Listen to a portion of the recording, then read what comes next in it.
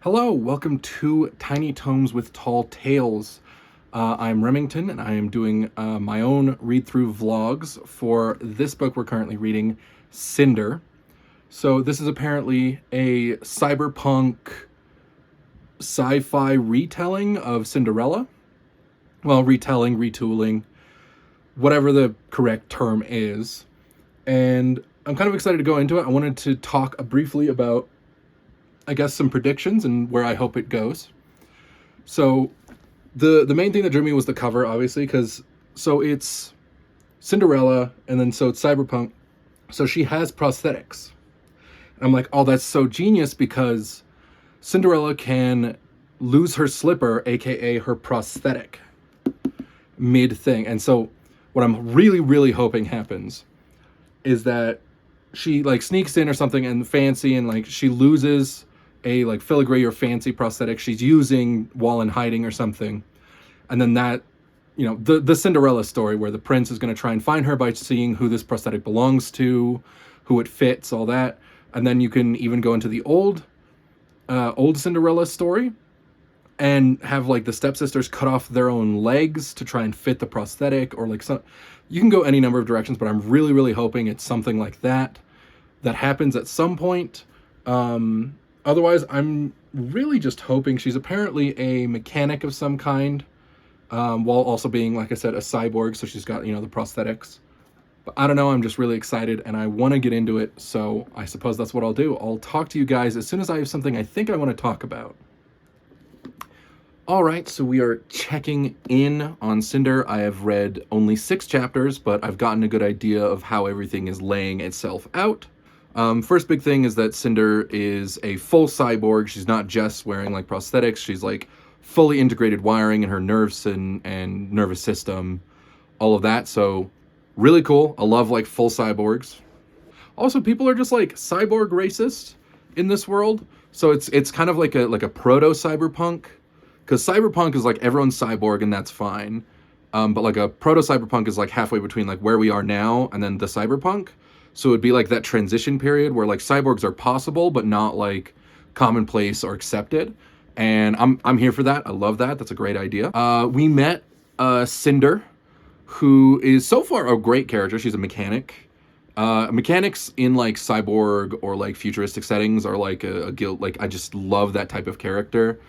She has a little android helper named Eco, and Eco is delightful. I love her, them, it, android. I'll just say them. I love Eco. Adorable, very fun, loud, energetic. You'd love to see that. We also met the prince. He had to come to her shop for repairs because the rumor is that she's really good at her job, and she is. And then we also meet her stepmom and her stepsisters. Her stepmom is the classic evil stepmom from the fairy tale. That's pretty normal. Stepsister Pearl is the older stepsister, and she is just as mean as the mom, sort of. She's not as actively detrimental, but she definitely holds the same opinions as the mom, even if she's not as loud about them.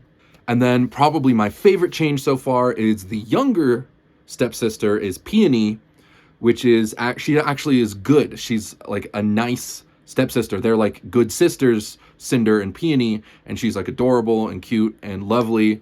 And I think that is a wonderful change to have like an actual character to root for, and like somebody for Cinder to like be friends with, especially given that she gets taken away from her. We'll get to that in a second. So we meet all these characters. Cinder's just running her shop. Prince comes in. Please fix this. Brief interactions there. I do like that we're meeting the prince early.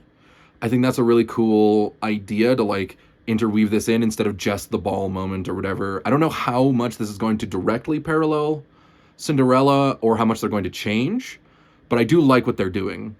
What she's doing, Marissa Meyer. That's the author. I figure I might as well start using the names. And so Prince deals with that, and then she has to go home. Family sucks. But she's going to go out to the junkyard to get some items to fix things. and the younger stepsister comes with her, Peony, and then they're just at the junkyard talking, having a good time. And then Cinder finds a old gasoline car in the junkyard, which are outdated, and they kind of set it up as like it's a thing that only like rich fuddy-duddies who have nothing better to do will do, is like drive around like a gas car, because there's like pollution fees, gasoline's like $1 million, like, and so it's that type of a thing. And so like they've also alluded to that it's round and it's orange, so it's like the pumpkin. And also I think it's like a Volkswagen Bug, which is hilarious. I love that visual idea of like this like sci-fi proto-cyberpunk place, and there's just a little orange Volkswagen Bug driving around. But either way, it being a gasoline car is probably going to give her like an air of class whenever she rolls up to the party in it, basically, like in her pumpkin to the ball. She'll like roll up in it, and it'll give her a sense of class. And then unfortunately, this is why having the younger sister be such a good person feels so bad, because she gets taken away from us. Because there's a plague in this. We got mentioned that in the booth section, where somebody at the market got infected with the plague, and they were taken away. Everything was starting to being quarantined. And then what happened is they're at the junkyard, and then Peony, the little sister, she contracts the plague. And having this like nice character, somebody for Cinder to actually like be with, confide in, have friends and all that, just to have her taken away is like brilliant, and I love that. But also I hate it. I loved Peony. And so she's been plagued.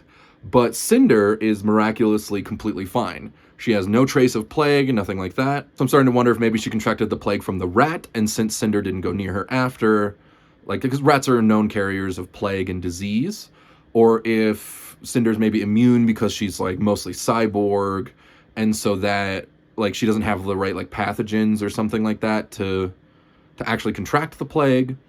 Or this leads into my other theory, is that like she might be immune because she's like a moonfolk, which leads into one of my other theories, because I think she is moonfolk. So they set up that there's like a colony of people on the moon, and that they're moonfolk, and then that the queen there is sort of like the Snow White story, where she has like a princess that has been gone, and they're like, so that's a story, is like a Snow White thing.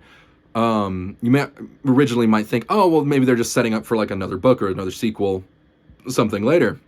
But I started to think, I was like, well, what if this is not just like proto-cyberpunk Cinderella, but it's proto-cyberpunk like Cinderella and Snow White like merged together. So it's like taking two different fairy tale stories, mashing them together, and throwing them in a very unique and well-written setting. And I really, really like that idea. So, like, hands down, I really, really think that she's going to be the Moonfolk princess. I don't remember if they dropped her name. I could check, but I'm not going to worry about it. The main thing that's tipping me off is the lines, oh, the princess is for sure dead because they found her flesh in the flames, like in the remains of everything. And then I was like, oh, well, shit, Cinder is missing an arm and a leg. So she, like, they probably had to leave those to keep up the illusion that the princess is gone and dead.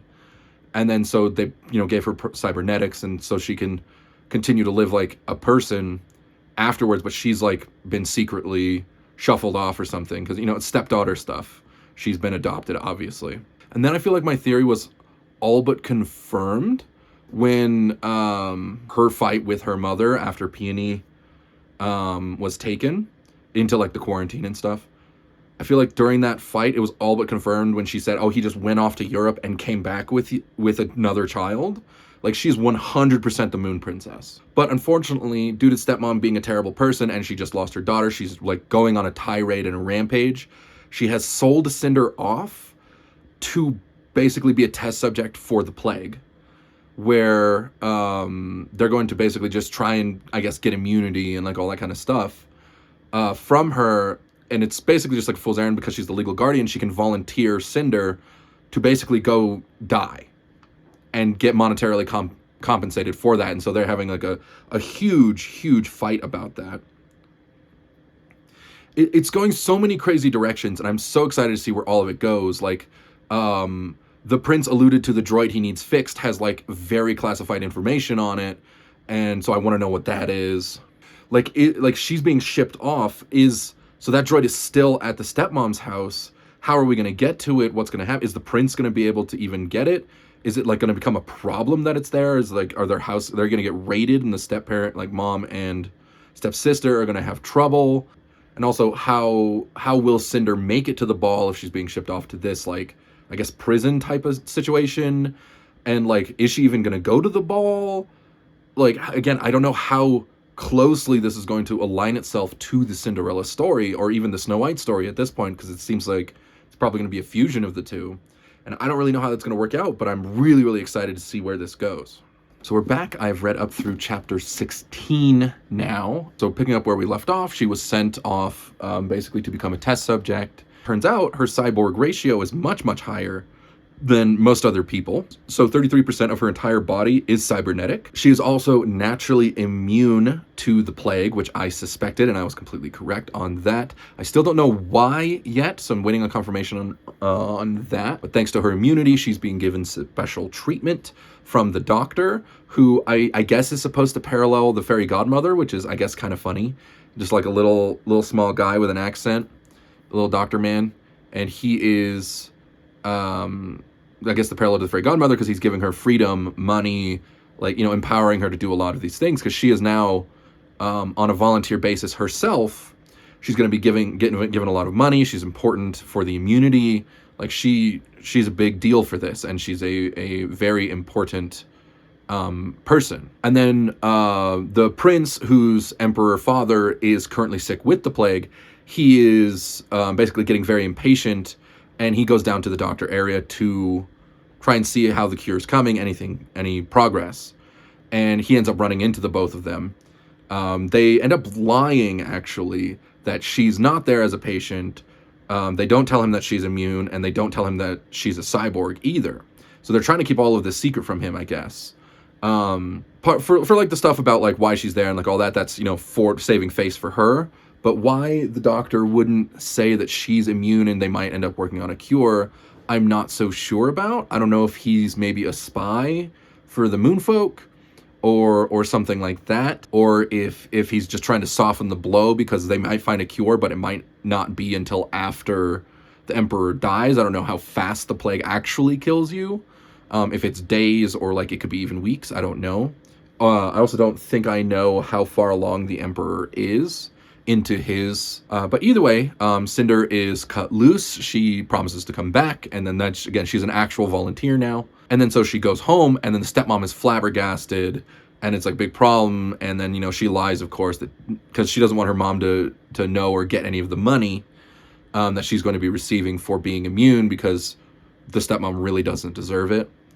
But she actually stood up to the stepmom as well, which was very, very nice. I liked that. It was very cathartic. They're also setting up the Volkswagen Beetle, or Slugbug, whatever term it is. I don't know if that's the actual name or not. They're setting that up to be the carriage 100%. She's brought it into her garage. She's going to try and fix it up. And unfortunately, it turns out, so the Emperor was very far in to his disease, and he actually succumbs to it. And then, like, apparently same day of him going down and dying to this, the Lunar Queen radios in that she's coming down tomorrow. Like, she's like, oh, the Emperor is dead. Oh, I guess I'll have to come and pay respects or whatever, but it's clearly some kind of political ploy. And the line about, like, oh, we have to get rid of all the mirrors, pretty much confirms that this is going to be not just like a proto-cyberpunk Cinderella, but it's going to be a proto-cyberpunk Cinderella Snow White, like fusion together, basically guaranteeing that it is the Snow White parallel as well with the mirrors. And like, so far they seem to be intricating that really well. I'm really, really in love with this book and this story so far. It's actually really, really good and really fun. And also, I'm getting signals that something is going to happen to my lovely little android friend Eco, and I am not ready for that. I will lose it if something happens to my precious baby. But either way, I got to get back into it. This is great stuff so far. I'm really excited to see where this goes. All right, so I have now read up to chapter 30 in the book. Quite a big jump from the last time, but it is getting so good. I am having trouble putting it down to like make time for these little talks, but if I do like from 17 to the end of the book, I just won't be able to cover all of that. My brain will be too frazzled. And unfortunately, so we're stopping here, which is unfortunately a very dark point to stop. But let's talk about what happens. So Cinder decides, oh, well, if I'm immune, I should go visit Peony because I'm not going to catch anything and I can give her comfort, which is a great idea. So she goes to the, I guess, warehouse where the sick are kept. She meets up with her. She comforts her and she keeps going, and she ends up running across the original plague victim in like the square that she was working in like the early chapters. And she learns that the Medroids are actually stealing their little like ID chips that are in their wrists. So somebody programmed the Medroids to take those and like sell them on the black market, something like that. So she goes back to the lab because she's volunteer now. She works. She has to go there every day. And so she runs into the prince yet again. This time he is insistent that she go to the ball with him, which is very cute. I like that. And then she meets up with the doctor and they get to talking. And he basically reveals that turns out she is Lunarian, as I suspected, but so is the doctor. The doctor is also Lunarian, and that's why he, knew about all this stuff. And it turns out, so there's a certain chip in Cinder's cybernetics that are hindering her Lunarian powers. Because we learn here how Lunarians work. And what they do is they have like this glamour. They call it bioelectrical field. It kind of messes with like the electrical signals in your brain. And they just kind of like emit like a staticky bioelectricity. And so it kind of creates illusions. And it's like a type of glamour. Think like vampires or like that type of stuff where it's just, visually you look amazing even though you're ugly as hell. So the queen is definitely, oh, mirror, mirror on the wall, fairest of them all. Super ugly, but appears beautiful to everyone because of this glamour. But not all Lunarians have glamour. Some of them are born without it and are in fact immune to all effects of all glamour. And these are called shells. And these shells are ostracized and killed because they have the ability to upset the regime because they're immune to the illusory properties of the glamour. And so she is apparently a shell that was sent down to Earth basically to escape persecution or whatever. And then she was given a fake ID chip and, integrated into society like fugitive, immigrant, runaway story, that type of stuff. And it turns out, so there's a little chip in her cybernetics that is dulling any amount of biological field of hers. It completely dampens and rejects it all. It was created by her stepdad that adopted her. It's part of what he was testing is he found a Lunarian girl, put this in her and started testing. And so he likely probably would have been very rich and powerful had this technology, had he not like died before the results of everything, because it seems like he apparently died before he could make his big breakthrough of like proving that it worked here on Cinder. But either way, so the Lunarian queen now arrives in the palace, and there's a lot of political back and forth between her, the prince. Her glamour is hyper effective. She might be like the best glamour user, which is probably why she's queen. And we find out that glamour is actually capable of sort of making people feel emotions more than just an illusion. So she can make you feel like you should trust her, that she's beautiful, that she's worthy of being the queen. Like she can make you feel things towards her as well. And that's a lot more powerful than I was originally expecting. I just thought it was going to be basically an illusion so that you just look so beautiful, but it's like actually affecting the emotions of those around you. And the queen, to sort of add insult to injury, she's not playing or hiding that she is incredibly antagonistic. She's an enemy, and then that she will get her way through whatever means necessary, including like if she has to go to war with them or whatever. She's playing the politics game very aggressively, to the point where she brings an antidote to the plague the day after the emperor died on purpose. Right, and then she's like, "Oh, well, we didn't. We only confirmed that it was an actual cure hours before I left." And like, they definitely had this, and were just waiting for the Emperor to die. And then she came here to throw it in his face and basically try to make him lose his temper, lose his cool, and do something bad. So she's a real piece of work. But damn, is that a good antagonist? Like, she makes a very, very strong impression, and I'm super glad that she does. But during all of this, so the prince told Cinder that she should work on the robot as a higher priority, and she did. She repairs it, and it turns out, so the last transmission it was doing was that it had gathered information on the missing Lunarian Princess Celine, and then she...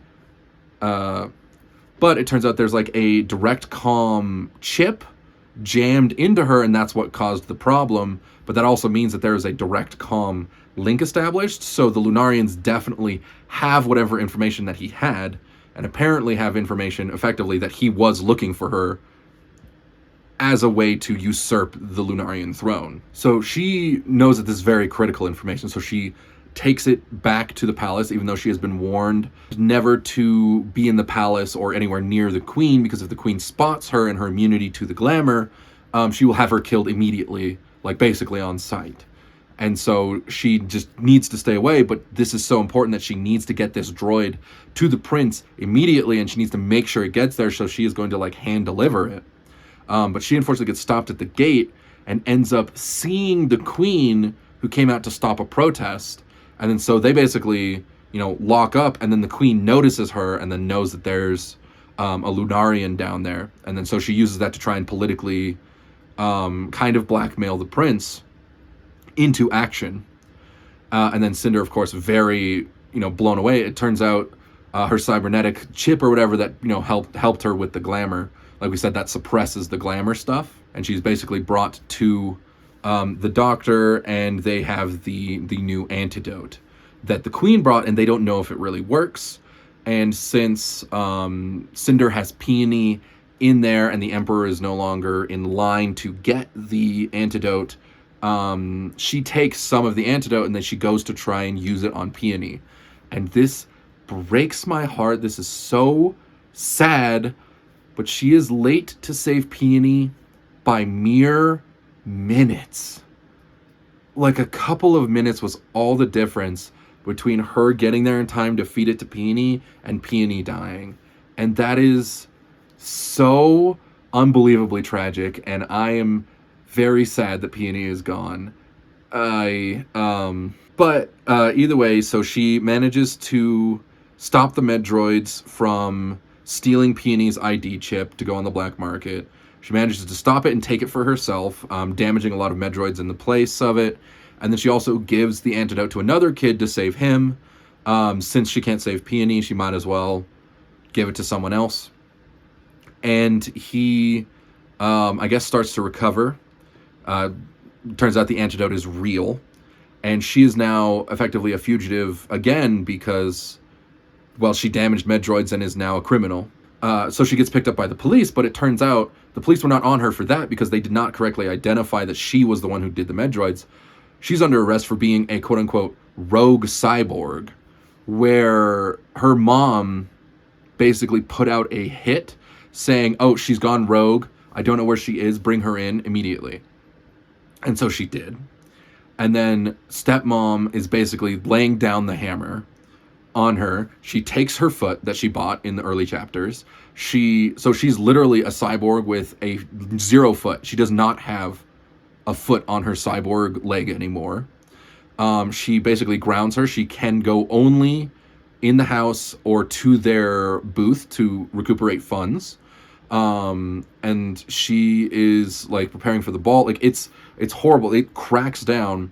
And worst of all was I was fucking right. She has dismantled Eco, who is in pieces on Cinder's bed, and we lost Peony and Eco together, and Cinder is alone.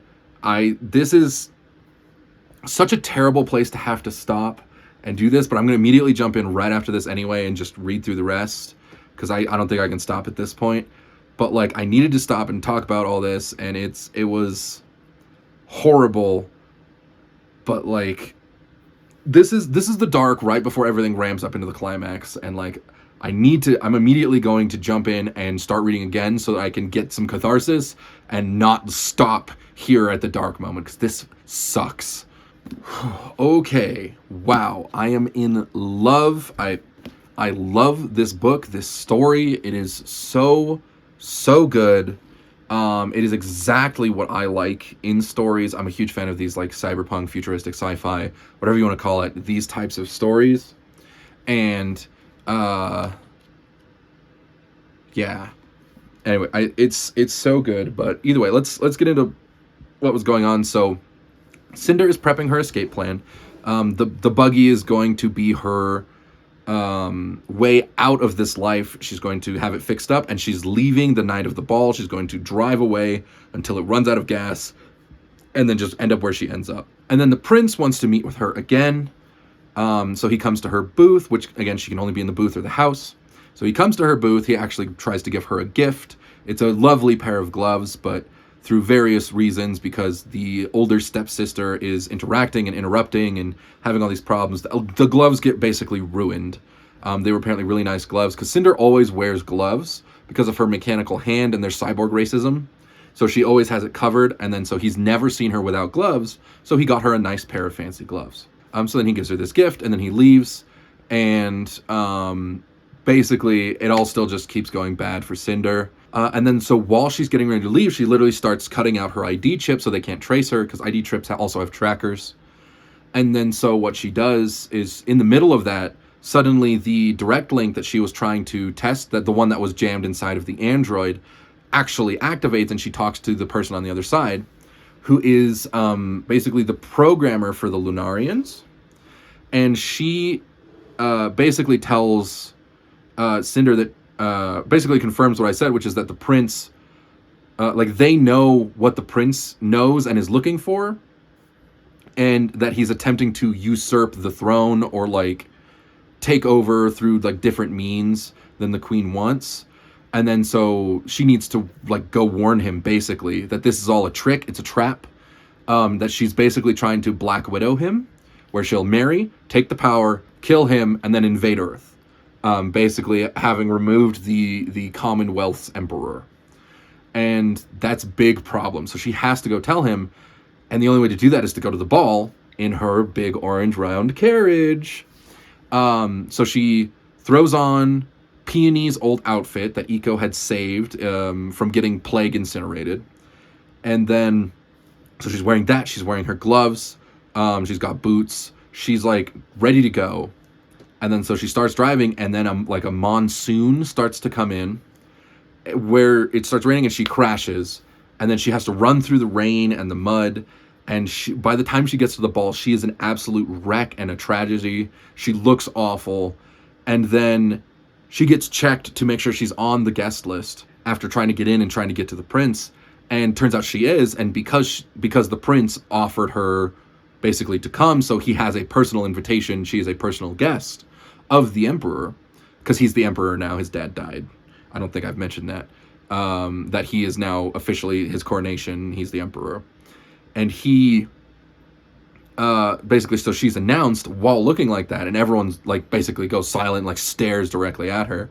And then the Giga Chad prince is just like, he doesn't pay any mind to what anyone else is thinking. And then like he basically throws everyone aside and just starts rolling, and like basically trying to not make a big deal out of it, and like really being a cool guy. And like I really like this prince. He's really, really cool. And so they start dancing, and then, you know, Cinder, now that they're face to face and they're able to whisper while they move, she starts to warn him about the issues and that the fact that the queen knows. And then he's not so sure, because like what other option does he really have anyway? And then he ends up thinking, okay, I think I'll trust you and I won't go through with it. And then the queen shows up. And so she's now at the ball, and she can immediately recognize that Cinder is Lunarian. And then so they start a big confrontation where everything starts going wrong. And then the queen really starts pressing and moving political game and talking and doing all of this crazy stuff. And then so to the point where Cinder is effectively brought into custody because, again, she's technically a Lunarian fugitive. So then it gets to this point where the queen uses her bioelectric glamour stuff to, because she's done this before, she's like very, very strong. She's forced people to do things. So she forces Cinder to take the gun and like almost shoot herself in the head.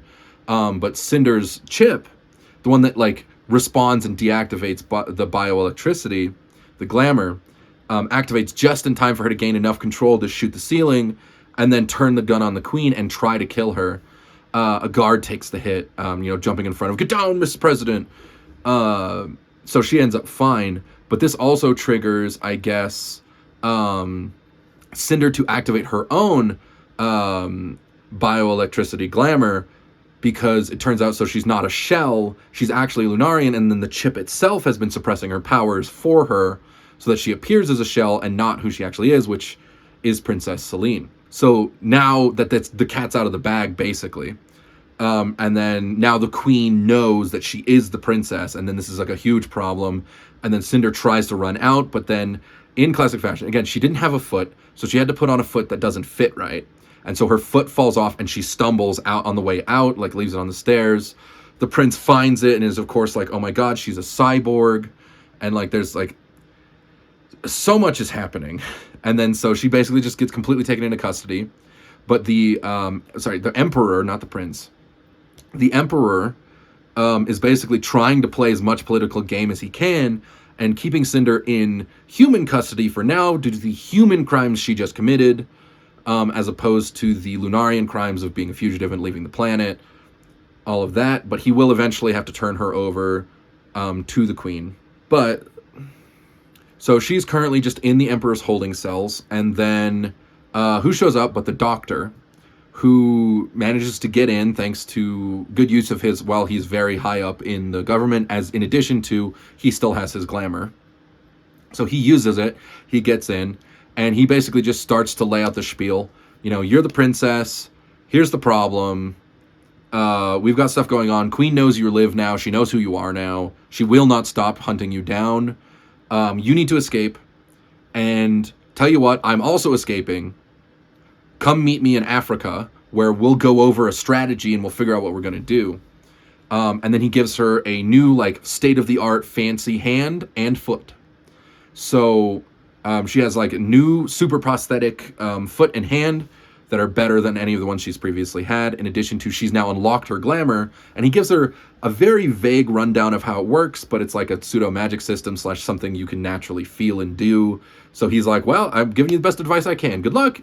I hope you can make it out, otherwise you're dead. And then he leaves. And then so it's up to her to get out using her stuff, and then the book ends, and we don't get the conclusion of like how she gets out, if she gets out, like whatever. We're gonna have to figure. I mean, I'm pretty sure she's going to. It's like implying that, okay, so she's going to get out, escape, and then she's probably gonna go try to get to Africa or something. That's probably gonna be where the next book starts. But oh man, what a cliffhanger to leave us on. I've got to start reading the second book. This is amazing. Oh, I forgot to say how much I called it that she is the missing Princess Celine. Hello. And then also at the end of the book, I'm not sure if it's just because this was a re-release or what, but there's these little little glitches portion, which is just little snippet story tidbits of how she was growing up, her growing life, of when she first arrived, a couple of small interactions, and then the night her dad died, her stepdad. And it colors a lot more of like the character, how she grew up, her attachment to Eco, all of these things. Oh, and there is hope for Eco, by the way. Eco is not like completely dismantled and gone. Cinder has her personality chip that she can hopefully install into another android, and everything works fine, hopefully. That has been a lead that has been like, Eco's not gone forever, unlike Peony, unfortunately. So not everybody is lost. Not everything is lost. But either way, I mean, I really, really enjoyed this book, way more than I thought. And, I wouldn't have given it a chance. So I looked up the original cover for these books. So this is, like I said, like a re-release or anniversary type of thing. And boy, the old covers did this book series so dirty. Because I was looking at it, so they're basically like Twilight ripoffs, it looked like, and like they looked so bad. It was literally just like black, and then like a white woman, red shoe, checkerboard floor, and that's it. And like that's the cover, and it's like, hello, it's a cyberpunk, like proto sci-fi story about that like uses elements of Cinderella and Snow White, and there's Lunarian. Like, what a terrible cover for a book like this. But either way, I'm so glad they did a re-release and got better cover art that actually kind of shows the characters what kind of story it is. Probably going to become one of my favorite book series as long as they keep going at this pace and at this level of just good bookery. So either way, I mean, I guess that's it for this one. Hope to see you guys in the next one, which is called Scarlet, that we'll be getting to after this, because I cannot wait to see what happens in the story of Cinder as it expands. Hopefully we stick with Cinder and not just immediately jump over to whoever's on the cover of the Scarlet book. Because I imagine we're going to be taking from other fairy tales for the next stuff and merging a lot of that together. Sleeping Beauty, that type of stuff. So hopefully we don't just immediately change POVs and we can stick to Cinder, at least for a while. But either way, have a great rest of your day. Please read this book if you have not. And I'll catch you on our next one. Alright, Shinobu, you live on the fucking floor now. That's what you deserve. After the way you betrayed me like this.